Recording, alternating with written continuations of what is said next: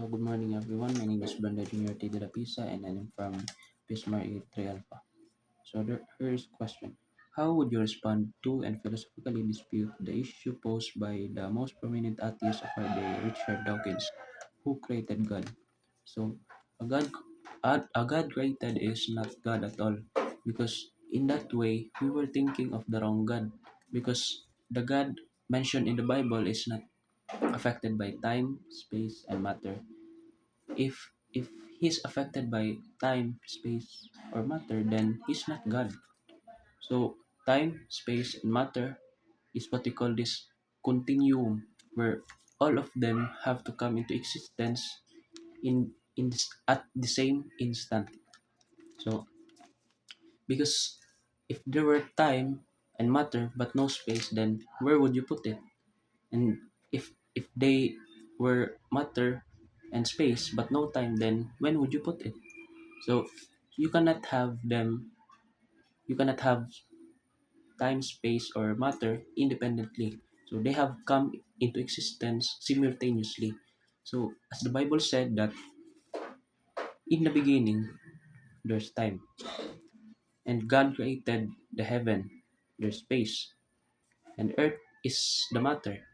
So you have time, space, and matter created in uh Trinity, created a Trinity of Trinity where where time has past, present, and future, when space has length, width, and height, and matter has solid, liquid, gas.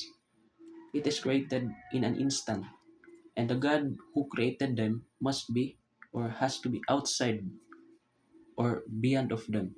So if he's affected by if he's limited or if he's affected by time, then he's not God. So example, a person who created a phone is not a phone, where he's not around changing numbers, typing message, or changing image on the screen. So the guy who created this universe is outside of the universe.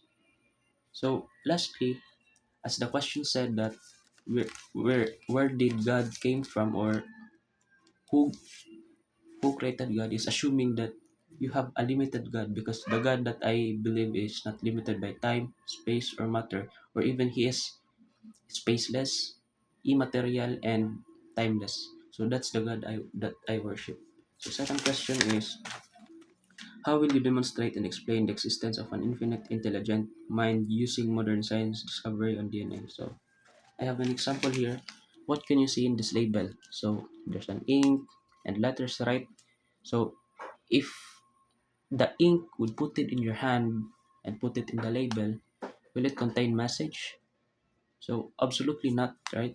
So the ink, when it sticks to the paper or this label, will give letters and contains information. So in this kind of work, it would be impossible without a mind. So it means that it is impossible to make this without the use of mind.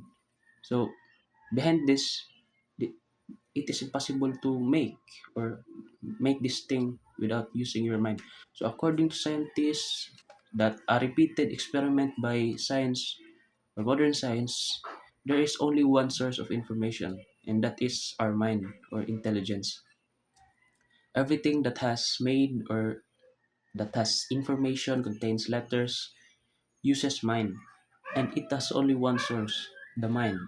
So modern science explains that DNA, as I mentioned earlier, is like a computer code, but it is far more advanced. It is far more advanced, where DNA contains a million bits of information in a single DNA alone. So a DNA contains information is like a computer program, but it is far more advanced than a single computer program in even today, because that that and some details, or and in one detail there is information, and that information cannot come from a human mind. That is why the God we believe is an infinite and intelligent one, and an omniscient God, because it means that God has infinite knowledge. So he can, yes, cannot be measured. And lastly, the information of the DNA cannot comes from a human mind. It only comes from a supernatural being. And that's all. Thank you.